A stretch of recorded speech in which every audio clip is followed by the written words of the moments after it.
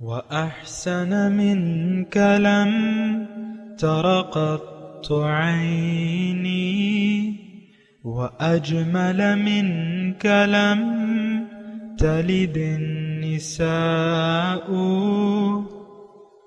خلقت مبرأ من كل عيب خلقت مبرأ من كل عيب كأنك قد خلقت كما تشاء.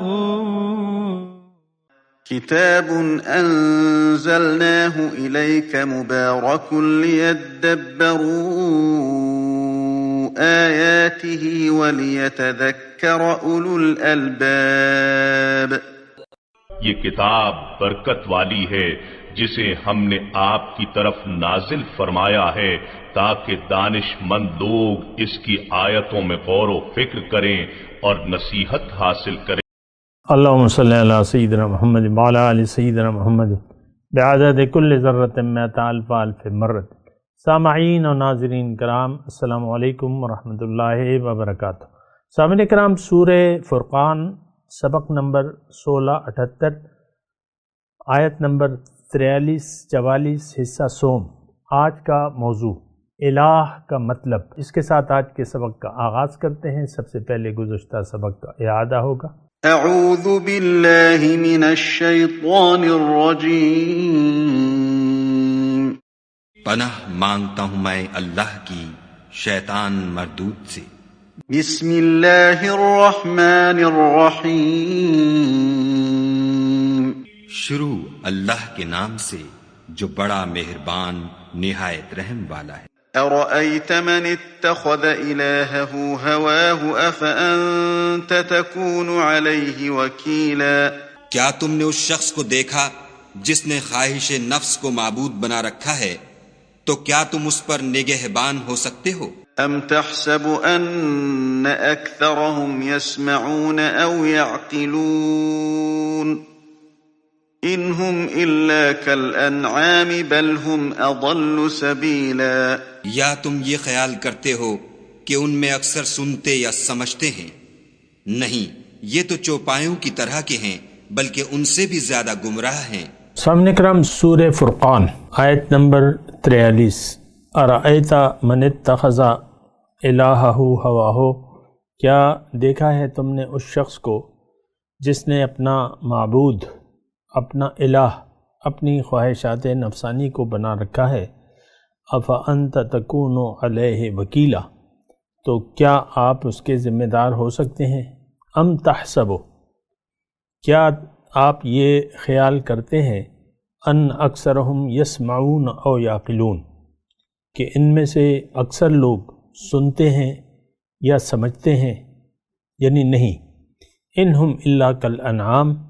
یہ تو محض چوپایوں کی طرح ہے. بل ہم اضل سبیلا. بلکہ ان سے بھی زیادہ گمراہ ہیں. سامعین کرام، بہت اہم مضمون ہے اور میں خود بھی سمجھنے کی کوشش کر رہا ہوں، اور جو میری سمجھ میں آ رہا ہے آپ کو بتا رہا ہوں. ایک بات الہ کے متعلق، یا الہ کا تذکرہ ہے نا، اور الہ جو ہے وہ اللہ ہے، اس کے سوا کوئی الہ نہیں. لا الہ الا اللہ. اللہ کے سوا کوئی معبود نہیں ہے. تھوڑا سا میں اس پہ بات کروں گا کہ الہ کا مطلب کیا ہوتا ہے، اور یہ کیوں اللہ تعالیٰ نے ہماری کامیابی کی بنیاد اس کلمے کو کیوں بنا دیا ہے، کلمہ طیبہ کو. یہ بھی کبھی آپ سوچیں نا. اصل میں تو یعنی حقیقت یہ ہے کہ جو دین ہے ہمارا، اس کو ہم نہیں جانتے کہ ہمارے دین کی اصل کیا ہے، بنیاد کیا ہے، یہ کیوں آیا ہے، اور اسلام کو قبول کرنا یا کلمہ طیبہ پڑھنا یا اس کے تقاضے پورے کرنا کیوں ضروری ہے. اس وقت جو ہماری صورتحال ہے کہ ہم محض زبانی کلمہ پڑھ کر ہم یہ یقین کر لیتے ہیں کہ ہم مسلمان ہیں، جبکہ ایسا تو بات نہیں ہے. کل ہی کی بات ہے، ایک محفل تھی، اس میں ایک صاحب نے سوال کیا، درس کی محفل تھی ہماری، تو ایک صاحب نے سوال کیا کہ بھئی زبانی کلمہ پڑھنے کی کوئی اہمیت ہے؟ تو بات ہو رہی تھی، یعنی آزادی تھی لوگوں کو، تو ایک دوسرے صاحب بیٹھے ہوئے تھے، تو اس نے کہا کہ ہاں یہ تو بہت بڑی بات ہے، زبانی کلمہ بھی آپ پڑھ لیں تو یہ بہت بڑی بات ہے۔ یعنی یہ ہمارے ذہن میں ہے کہ صرف کلمہ آپ پڑھ لیں بس آپ جنت کے ٹھیکیدار بن گئے، جبکہ ایسی بات نہیں ہے۔ اصل بات تو وہ روش ہے جو آپ کلمہ پڑھنے کے بعد اپناتے ہیں۔ دیکھیں کلمہ پڑھنے کے بعد روش کیا ہونی چاہیے کہ آپ صرف اللہ کی حکم کے مطابق زندگی گزاریں۔ تقاضا یہ ہے، اس کلمہ طیبہ کا تقاضا یہ ہے کہ اب آپ زندگی اپنی مرضی سے نہیں گزارنی، اب آپ کا معبود نفس نہیں بلکہ اللہ ہے، لا الہ الا اللہ۔ تو بہرحال میں آپ کو یہ بات کہہ رہا تھا، الہ وہ ہستی جس کی بات مانی جائے، جس کے حکم کے سامنے سر جھکا دیا جائے، وہ الہ ہے۔ اب وہ حق بھی ہو سکتی ہے اور باطل بھی ہو سکتی ہے، یہ صفت ہے نا، اللہ تعالیٰ کی صفت ہے، تو باطل صفات کے لوگ بھی ہو سکتے ہیں۔ اور بہت دفعہ یعنی ہم نے حاجت روا مخلوق کو سمجھ لیتے ہیں، جبکہ اصل حاجت روا تو اللہ تعالیٰ کی ذات ہے، مشکل کشا، حاجت روا اور ساری طاقت تو اللہ کے پاس ہے۔ پھر ہم مخلوق میں دیکھ لیتے ہیں، مثال کے طور پہ 5000 روپے کی ایک گڈی ہے کسی کے پاس، اور تو اس شخص کا زیادہ بھروسہ اس پیسے پر ہوگا بجائے اللہ کے۔ یعنی آپ خود اپنی کیفیت کو دیکھیں نا، اگر آپ کے پاس کچھ پیسے جمع ہیں، کچھ آپ نے اللہ تعالیٰ نے آپ کو دیے ہوئے ہیں، آپ نے کہیں سے جوڑ لیے، تو آپ اس کو سینت کر رکھیں گے، اور انسان بخیل بن جاتا ہے اور پھر خرچ نہیں کرتا، یہ کیوں کہ یہ خرچ ہو جائیں گے تو وہ پھر تو میں کنگال ہو جاؤں گا۔ تو مادے پہ بھروسہ ہے ہمارا، مادہ، اور جہاں تک جو میں بات کہہ رہا ہوں نا، وہ تو حاجت روائی کی بات ہے۔ ہم تعلقات کو، پیسے کو اور دنیا کی جو بھی چیزیں ہیں اس کو ہم حاجت روائی کا باعث سمجھتے ہیں۔ یہ اب مضمون خاصا طویل ہے، لیکن میں اس میں نہیں جا رہا، میں الہ کی بات کر رہا ہوں۔ الہ وہ ہستی جس کا حکم آپ مان لیں، وہ آپ کا معبود ہے۔ اور ہم جو کلمہ پڑھتے ہیں طیبہ کا، کلمہ طیبہ، لا الہ الا اللہ، من قال لا الہ الا اللہ فقد دخل الجنہ، حضور نے فرمایا، بالکل صحیح فرمایا، کہ جس نے لا الہ کہہ دیا تو وہ جنت میں داخل ہو جائے گا۔ اب صرف زبان سے تو کہنا کافی نہیں ہے۔ مدینے میں ایسے لوگ موجود تھے جنہوں نے زبانی کلمہ پڑھا ہوا تھا، لیکن ان کے تقاضوں پر وہ عمل کے لیے تیار نہیں تھے، تو اللہ تعالیٰ نے ان کے بارے میں فرمایا کہ ان المنافقین فی الدرک الاسفل من النار، یہ سب سے نچلے درجے میں ہوں گے، سب سے زیادہ عذاب منافق پر ہو، کیونکہ انہوں نے جو زبان سے کہا اس کے تقاضے نہیں پورے کر رہے۔ اور سچی بات یہ ہے کہ دیکھیں، ہم نہ کلمہ طیبہ کا معنی جانتے ہیں، نہ اس کے تقاضے جانتے ہیں، نہ جاننا چاہتے ہیں، اور اگر جان بھی جائیں، یعنی کوئی ہمیں مطلب بھی بتا دے اور تقاضے بھی بتا دے، تو ہماری ہمت نہیں ہوتی ان تقاضوں کو پورا کرنے کے لیے۔ دراصل ہم نے کلمہ نہ پڑھا ہے نہ پڑھنا چاہتے ہیں۔ بہرحال میں آپ کو الہ کی بات کر رہا ہوں۔ الہ وہ ہستی جس کی اطاعت کی جائے، اور انسان کی کامیابی کے لیے اللہ تعالیٰ نے یعنی اس کی کامیابی کا گر یہ رکھ دیا ہے کہ وہ صرف اللہ کا حکم مانے، اللہ کے حکم کے سامنے سر جھکا دے اور اللہ کی مرضی سے زندگی گزارے۔ اگر یہ ایسا کر لیتا ہے تو اس کا مطلب یہ ہے کہ یہ اس کا معبود اللہ ہے، اور اگر یہ ایسا نہیں کرتا، دیکھیں میں آسان بات کہہ رہا ہوں اور کوشش کر رہا ہوں کہ اس کا مطلب ہم جان لیں۔ اگر کوئی شخص اللہ کا حکم اللہ کے حکم کے مطابق زندگی نہیں گزارتا اور یہ اپنی مرضی سے زندگی گزار رہا ہے، یعنی اپنی خواہشات نفس کی بنا پر، یہ سب سے زیادہ گمراہ ہے۔ یہ قرآن کی آیت کا ترجمہ میں نے پڑھا ہے، وَمَنْ أَضَلُّ مِمَّنِ اتَّبَعَ هَوَاهُ بِغَيْرِ هُدًى مِّنَ اللَّهِ۔ اب ہمارا مسئلہ یہ ہے کہ دیکھیں، ہمارا مسئلہ تو بہت زیادہ خراب ہے، بہت زیادہ خرابیاں ہیں ہماری سوچ میں، سمجھ میں۔ اصل میں تو خرابی کہاں پہ شروع ہوتی ہے، یعنی کہاں سے شروع ہوتی ہے؟ یہ شروع ہو جاتی ہے اس وقت جب آپ دنیا کو حقیقت سمجھ لیتے ہیں اور اس کو آسائش اور آرام کی جگہ سمجھ لیتے ہیں، اس کے فائدے کو آپ حقیقت اصل سمجھ لیتے ہیں، تو یہاں سے آپ کی خرابیوں کی ابتدا ہو جاتی ہے۔ جب آپ نے دنیا کو، یعنی دنیا کے فائدے کو حقیقت سمجھ لیا تو اب آپ کی خرابی کی ابتدا ہو گئی۔ ایک تو یہ ہے کہ جب آپ نے یعنی اس کو حقیقت سمجھ لیا، اب ظاہر ہے کہ اس کو آپ منزل بنا لیں گے، یعنی اس کی طرف آپ متوجہ ہو جائیں گے، اپنا رخ دنیا کی طرف پھیر لیں گے، کیونکہ آپ نے یہ سمجھ لیا کہ دنیا کی زندگی اصل ہے۔ اب آپ کا زندگی کا رخ جو ہے ظاہر کی طرف ہو جائے گا، تو اس کا مطلب یہ ہے کہ باطن کو آپ بھلا کر زندگی گزاریں گے۔ اور یہ بات میں آپ کو واضح طور پہ کہہ دوں کہ آج کا مسلمان باطن کو بھلا کر زندگی گزار رہا ہے، اس کا رخ ظاہر کی طرف ہے، تو یہ تو بہت بری بات ہے۔ اللہ تعالیٰ نے تو ہمیں دنیا کے لیے نہیں بنایا، ہم تو خلیفۃ اللہ ہیں، ہمیں اللہ کی خلیفہ بننے کی کوشش کرنی ہے تاکہ ہم جو انعامات ہمیں ملنے والے ہیں اس کو سہنے کے ہم قابل ہو جائیں۔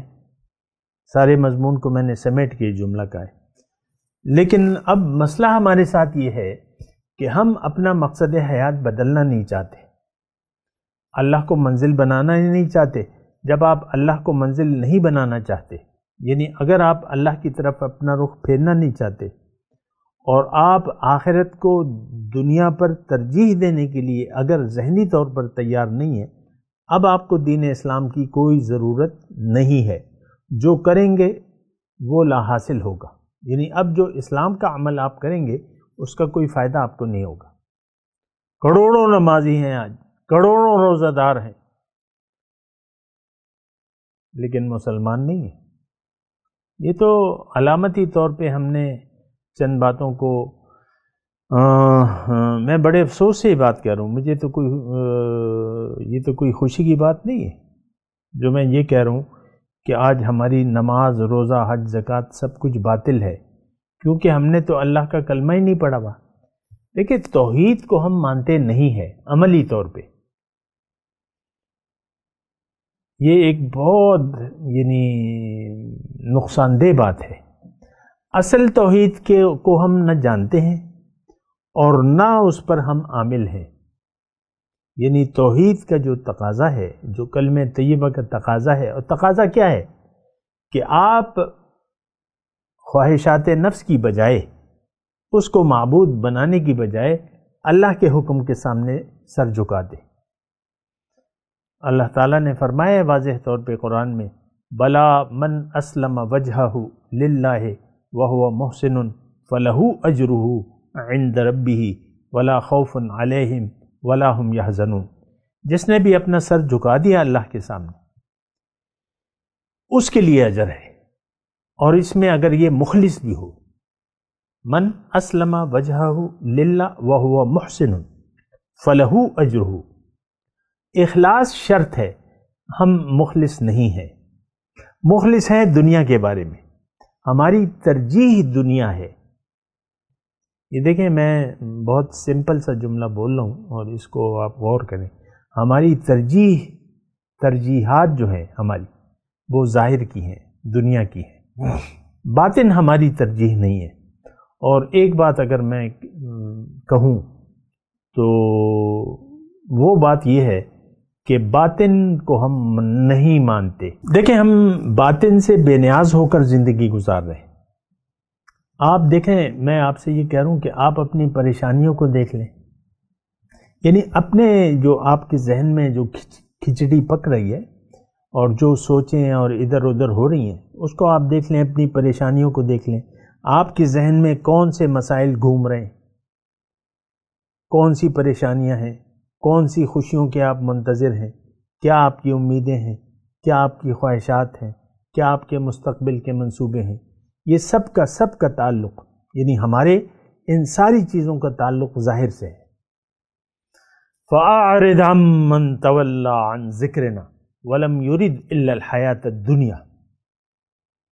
آپ اس شخص سے اپنا رخ انور پھیر لیجئے جو پھر گیا میری یاد سے، اب یہ نہیں چاہتا صرف دنیا ہی کی زندگی. ذَلِكَ مَبْلَغُهُم مِّنَ الْعِلْمِ، ان کا مبلغ علم یہ دنیا ہی ہے. لم يرد الا الحیات الدنیا. دیکھیں قرآن نصیحت ہے اور اس کی ہر آیت ہمارے لیے ہے. ابھی میں نے آپ کے سامنے جو آیت پڑھی میں ایک مرتبہ پھر آپ کے لیے پڑھ دیتا ہوں آپ کی سہولت کے لیے. اگر آپ سمجھنا چاہتے ہیں تو اس آیت پہ بھی غور و فکر کر لیں. فَأَعْرِضْ عَمَّنْ تَوَلَّى عَنْ ذِكْرِنَا،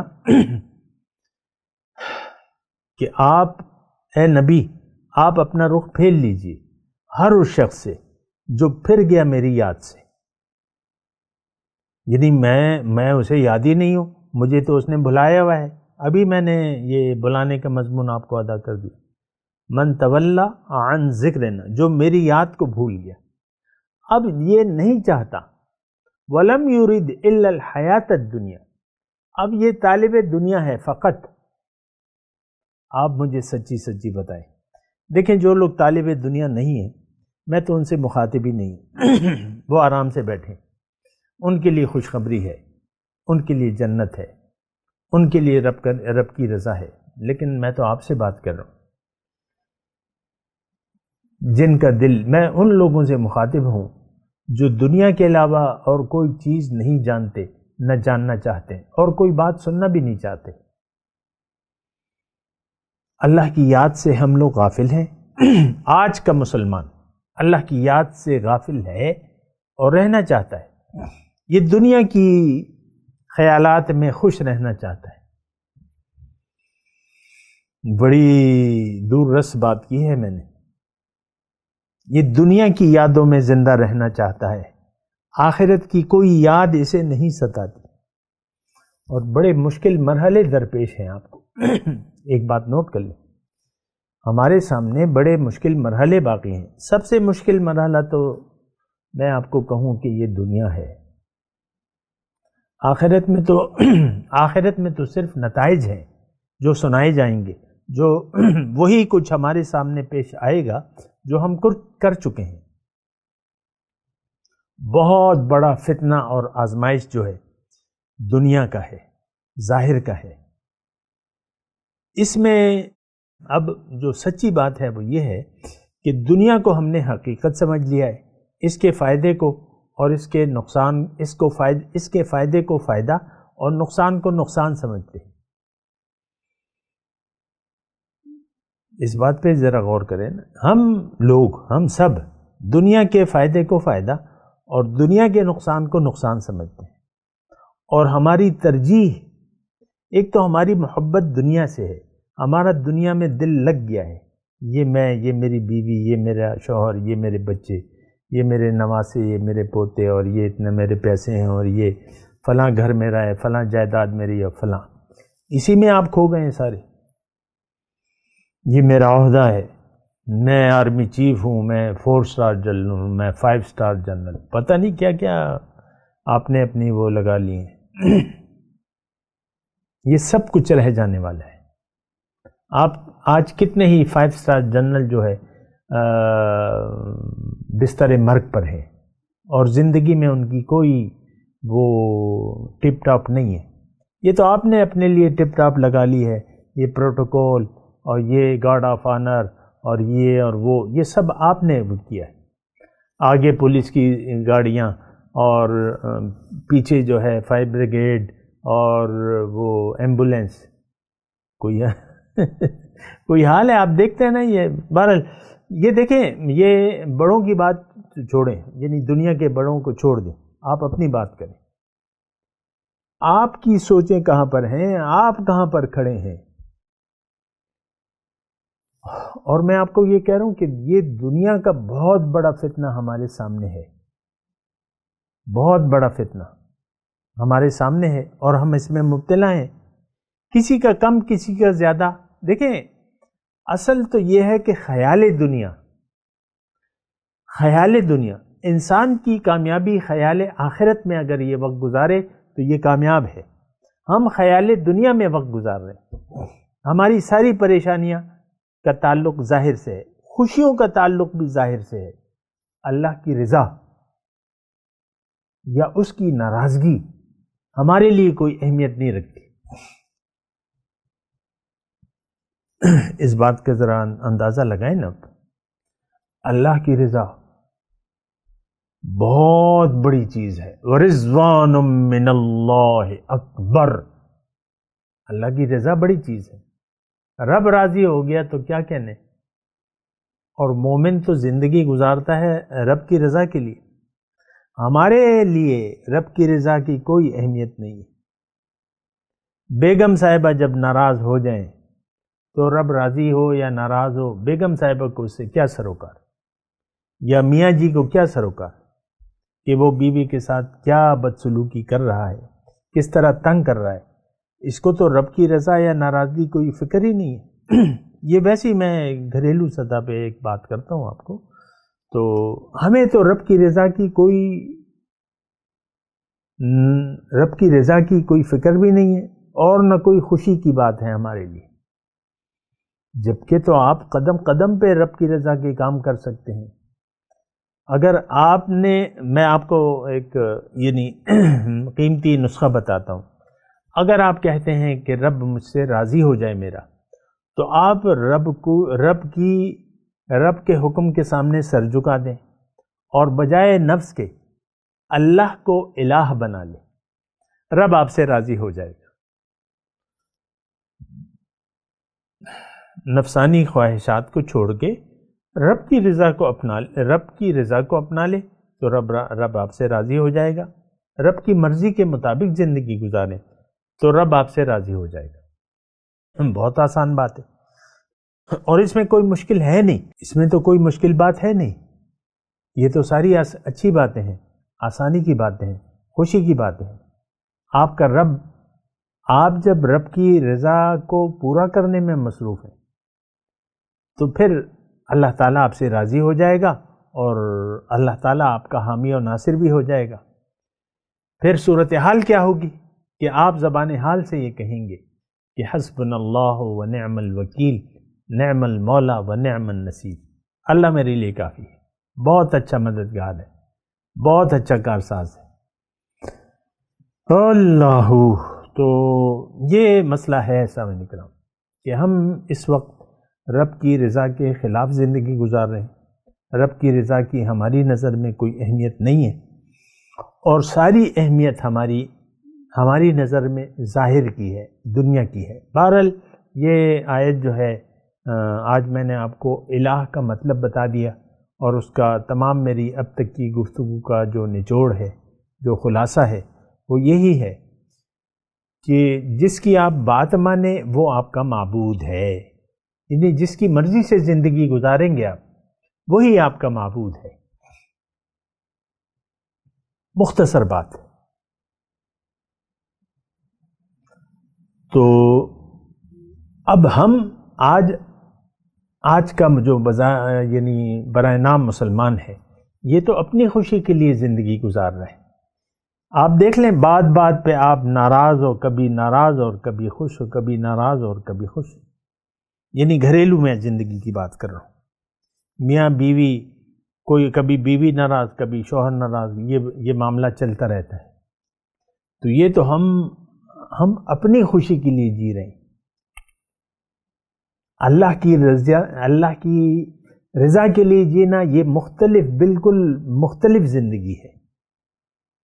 شوہر گھر آئے اور بیوی کا جی اچھا ہو یا برا ہو، مسکرا کے شوہر کا سلوک کرے، تو یہ اخلاق ہونے چاہیے.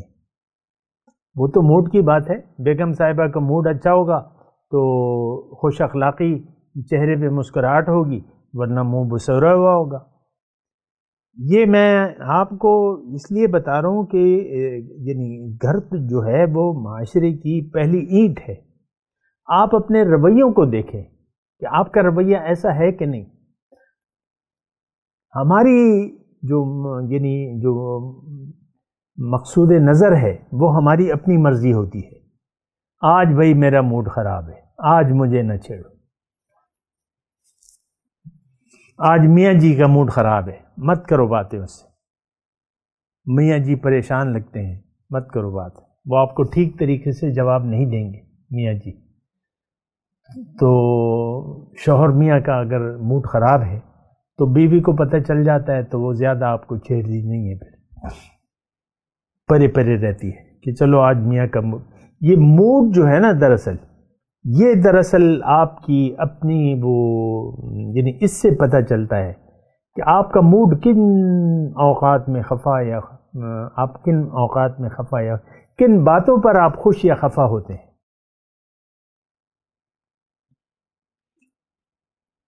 اس سے پتہ چلتا ہے. ہمارا تو یعنی کلیئر بات ہے، ہماری تو بس ساری وجوہات خوشی کی یا ناراضگی کی یا غم کی وہ ساری ظاہری ہوتی ہے. لیکن مومن کا یہ کردار نہیں ہے سامنے کا. یہ اللہ کے لیے جیتا ہے، اس کا جینا مرنا اللہ کے لیے ہوتا ہے، اس کا سب کچھ اللہ کے لیے ہوتا ہے.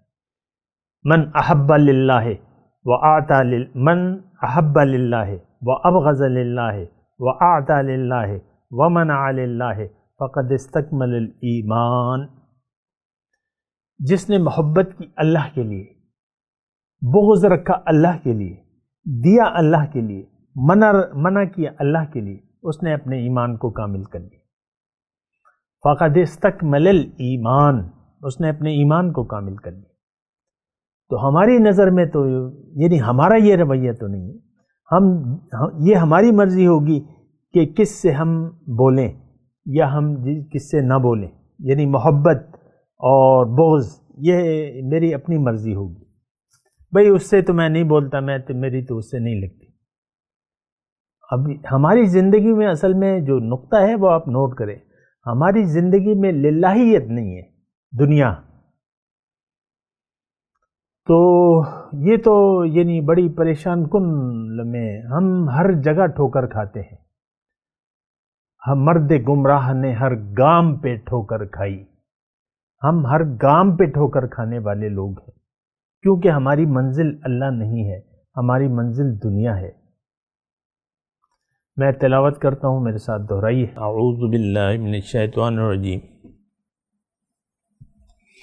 بسم اللہ الرحمن الرحیم. ارأیت من اتخذ الہہ ہواہ